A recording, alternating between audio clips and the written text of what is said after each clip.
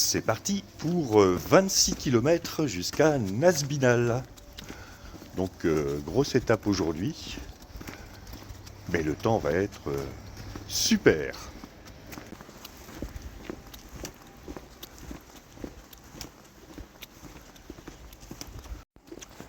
Aujourd'hui nous quittons la Margeride et nous abordons l'Aubrac et son plateau.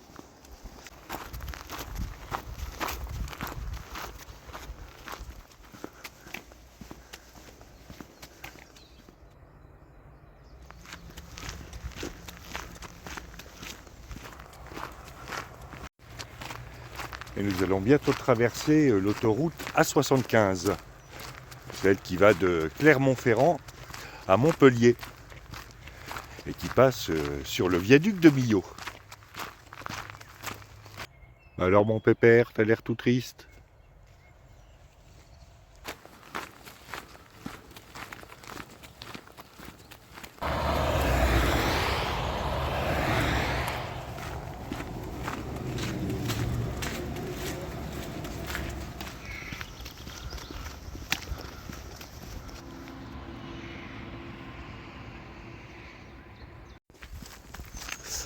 Voilà une illustration de ce que je disais il y a quelques jours, à savoir que de plus en plus d'agriculteurs, au lieu de laisser leurs bêtes dans l'étable pendant l'hiver ou au début du printemps, les montent dans les bois où elles restent tout de même relativement abritées avant de les mener dans les grands pâturages découverts en estive aux alentours de fin mai. Voilà, c'était la minute vache de cette étape.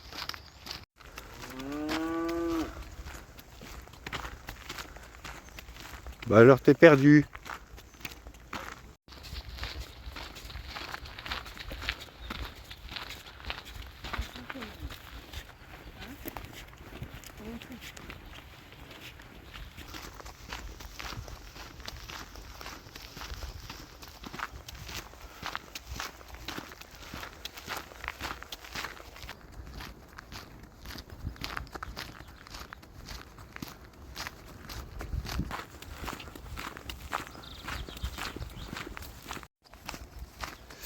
Bien, si nous poursuivions notre série. Hier, j'en étais à l'explication très succincte de l'organisation de la société à l'époque qui nous intéresse, c'est-à-dire au XIe siècle, et de la règle de Saint-Augustin. Explication limitée au domaine alimentaire pour cette dernière.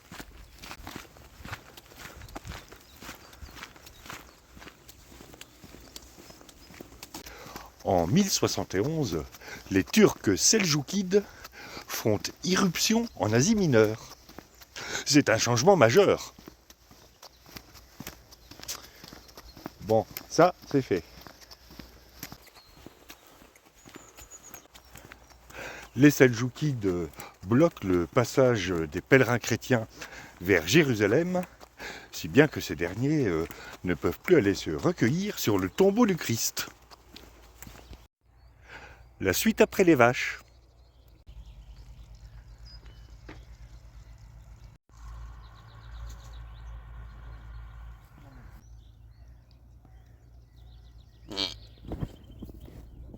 Oui, oui, oui. Comme vous l'aurez remarqué, les vaches de l'Aubrac ont le tour de l'œil blanc. C'est pas un œil au beurre noir, c'est un œil au beurre blanc. Eh ben elle est fine celle-là.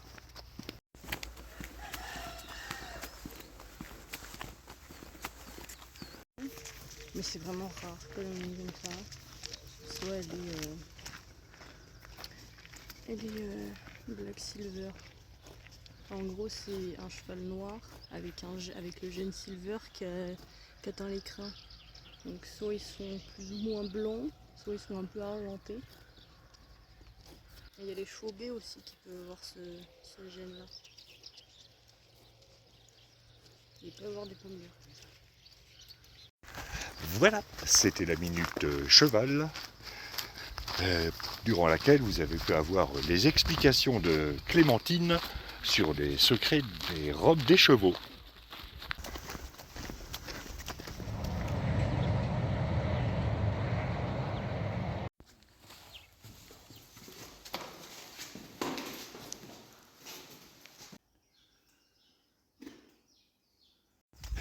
Si vous n'êtes pas sage, Dieu vous foudroie.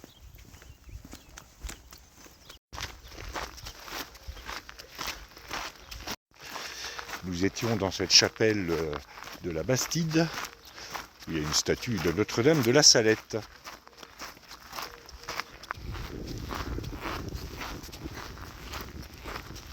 Et comme maintenant on a une portion le long d'une route départementale où les voitures roulent vite, je vous retrouve en haut.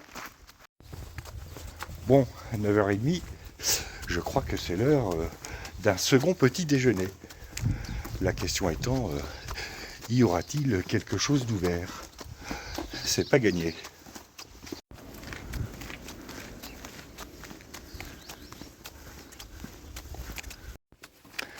Hélas, le granitique est fermé. Seigneur, je sais que je blasphème, mais tu pourrais ne pas rester de marbre devant mon envie de petit déjeuner. Encore un coup de Saint-Augustin, ça. Ou alors c'est Poutine. Ou Trump. En tout cas, c'est l'un des trois. Ah, nous abordons un petit coin de Normandie. Avec une belle odeur d'ensilage.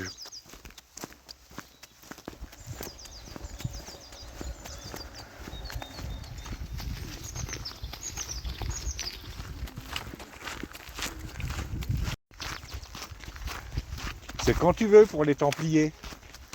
Ouais ben, le granitique fermé, ça m'a frustré. Mais j'espère qu'il y en a un autre ouvert plus loin. En tout cas, je vous retrouve après la prochaine pause, le temps de réunir le concile de Clermont. Comme c'est en 1095, il va falloir que je remonte dans le temps. Ça va pas être simple.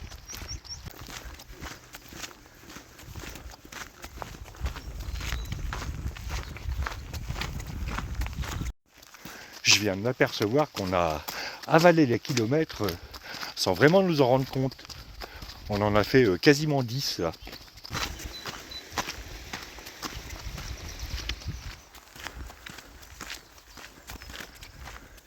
Alors on arrive à l'auberge des 4 chemins. Et j'espère qu'avec un peu de chance, on pourra prendre un second petit déjeuner.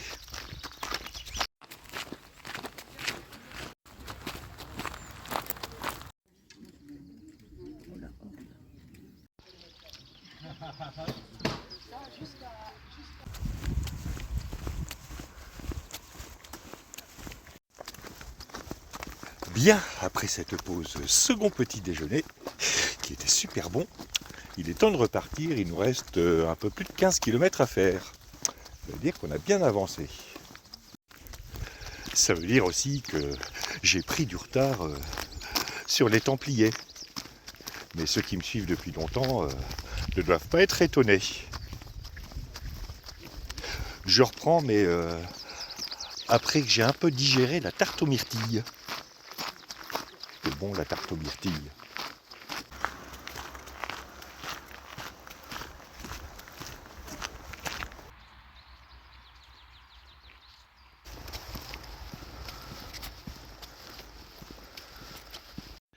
Il y a une distribution d'évangiles gratuits.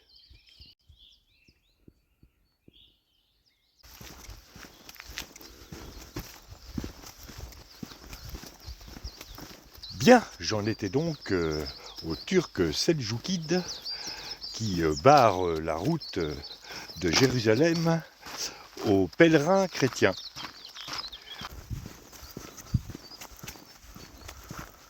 Pour réfléchir à ce blocage, je regarde parce que il y a des racines et des cailloux. Donc, pour réfléchir à ce blocage, le pape Urbain II réunit ses évêques en concile à Clermont-Ferrand en 1095.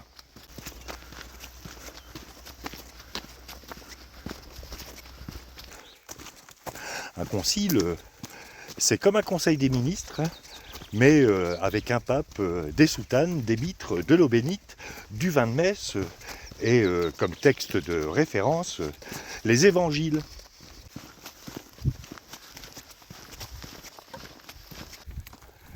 Dit autrement, un conseil des ministres, c'est comme un concile, mais avec des costumes qui sont tous de la même couleur, des cravates moches qui sont toutes de la même couleur, des chaussures vernis moches qu'à bout pointu qui font mal aux pieds,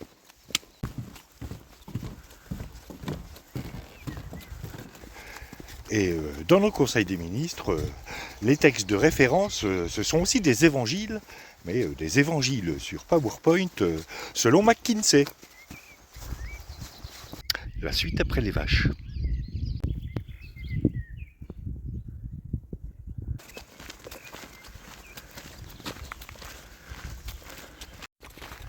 Et l'horizon s'est élargi sur le plateau de l'Aubrac.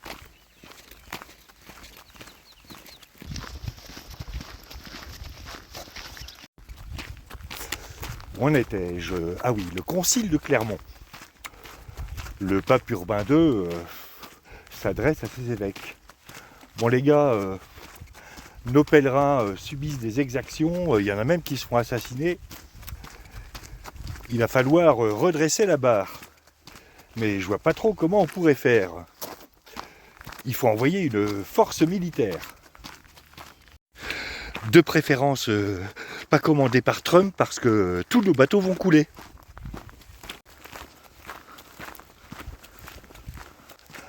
L'un des évêques qui connaît bien la région intervient. Votre sainteté, bon, c'est vrai que niveau route de la Terre Sainte, on est un peu dans le potage. Mais si on est dans le potage, on n'a qu'à envoyer Godefroy de Bouillon. Voilà, ça aussi c'est fait.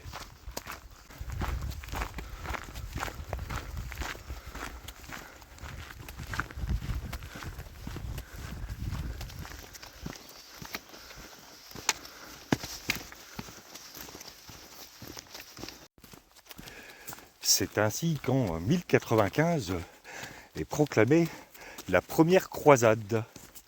Pourquoi on appelle ça croisade ? Parce que les pèlerins prennent la croix.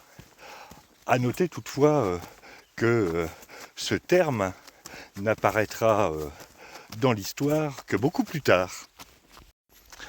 Le terme croisade n'apparaîtra en effet que lors du concile de Latran IV en 1215.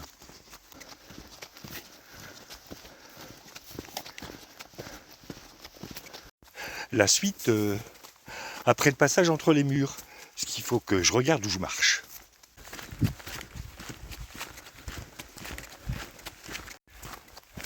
C'est ainsi qu'en 1095 démarre la première croisade qui aboutira en 1099 par la prise de Jérusalem par Godefroy de Bouillon. C'est aussi en 1099 que seront fondés les États latins d'Orient.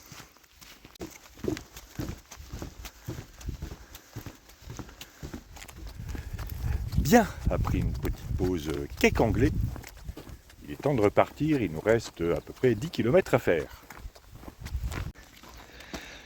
Voici des lauses qui servent à la couverture des toitures, telles celles que vous voyez ici.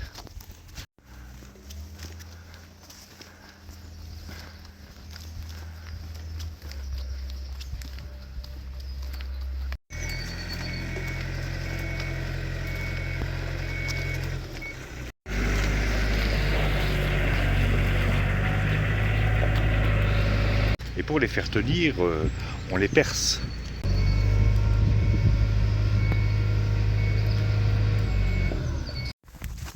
C'était la minute couverture de cette étape.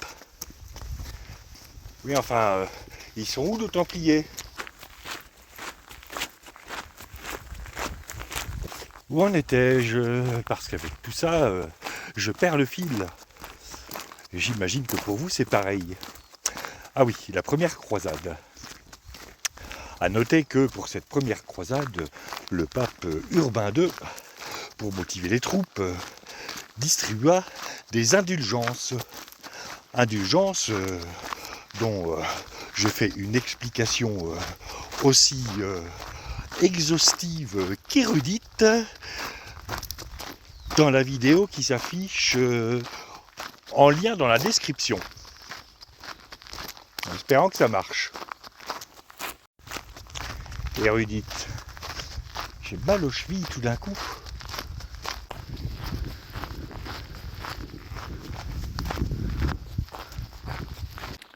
Bref, cette première croisade est un succès, mais il faut dire qu'au XIe et XIIe siècle, il y a un renouveau du monachisme chrétien. De nombreux ordres religieux voient le jour, des ordres qui comprennent des chanoines, des moines et des convers. Les convers, ce sont des laïcs qui s'occupent principalement des travaux manuels. Le volet spirituel étant réservé aux clercs. Parce que bon, si on fait que prier et manger des hosties pendant la messe, je suis pas sûr qu'on tienne longtemps.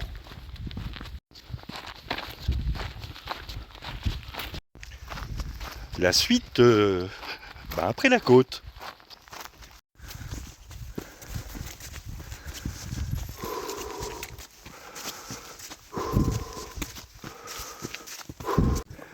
Voilà, nous arrivons au point culminant de cette étape. Après, ça descend tranquillement jusqu'à Nasbinal, sauf le petit raidillon de Montgros.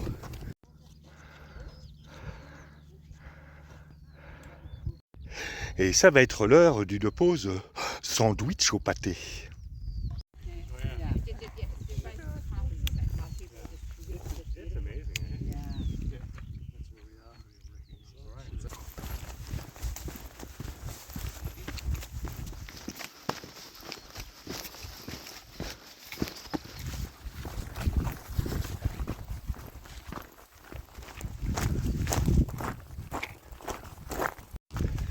Et pendant que nous descendons vers Rieux-Tordobrac, qui doit être grosso modo à 1,5 km, je reprends avec le renouveau du monachisme chrétien au XIe et XIIe siècle.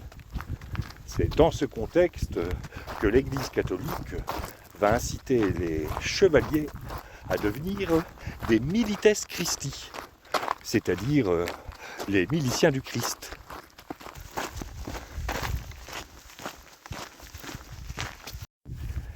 Car je vous rappelle que compte tenu de l'organisation de la société de l'époque en 3 corps indépendants, les prêtres, les moines, les clercs en général ne peuvent pas tuer.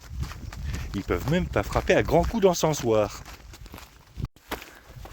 Alors, danger marcheur, vous arrivez sur une route. Je n'avais pas remarqué.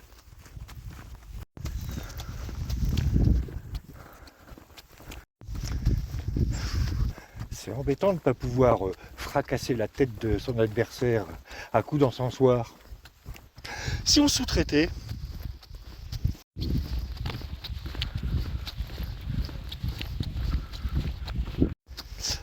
et c'est ainsi que pendant que les clercs priaient, eh bien, les chevaliers défendaient les pèlerins et accessoirement les convois de vin de messe parce que l'hydratation, c'est important.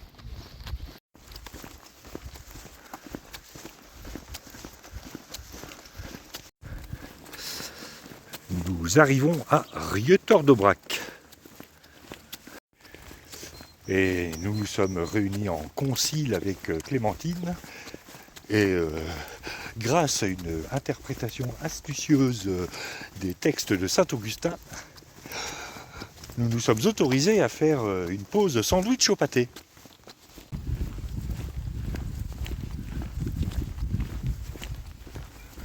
Bien, après cette pause sandwich au pâté chips, il est temps de repartir. Il nous reste un peu moins de 6 km à faire.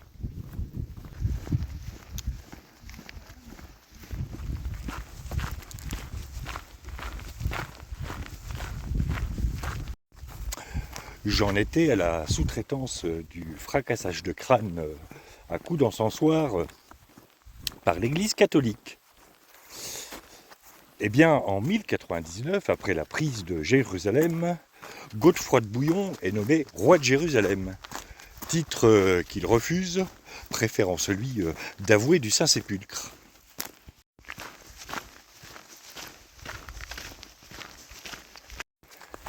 Il fonde un ordre canonial régulier dont j'ai oublié le nom, pour aider le patriarche dans ses tâches. Et un certain nombre d'hommes d'armes se mettent à son service pour protéger les biens de l'Église et le Saint-Sépulcre.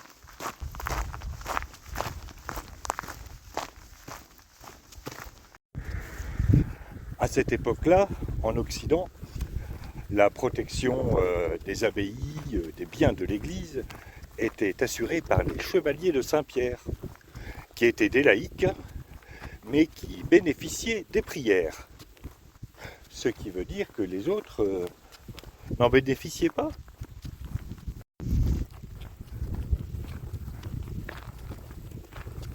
En Orient, la protection des biens de l'Église et surtout du Saint-Sépulcre était assurée par les chevaliers du Saint-Sépulcre. Super original.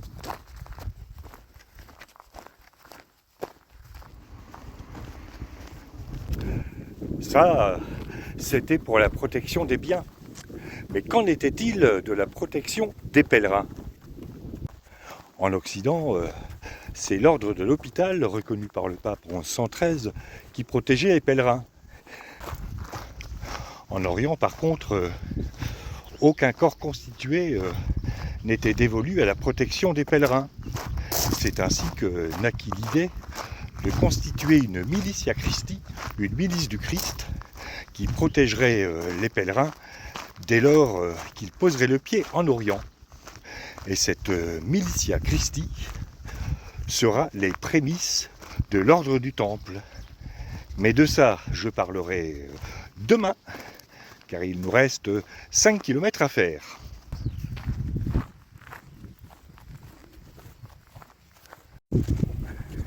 Et nous traversons le Besse.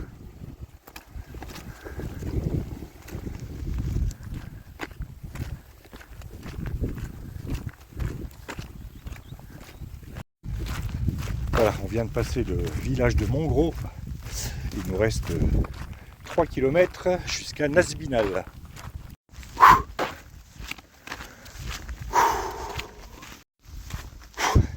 Celle-là était longue. Nous entamons notre descente sur Nasbinal.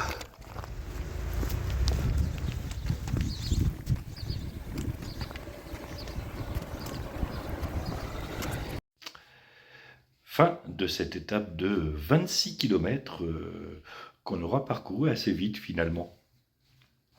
Demain, ça va être plus court, à peu près entre 16 et 18 km, je ne me souviens plus tout à fait. Et nous quitterons l'Aubrac pour rejoindre petit à petit la vallée du Lot. Et demain, nous serons à Saint-Chély-d'Aubrac. À demain pour de nouvelles aventures.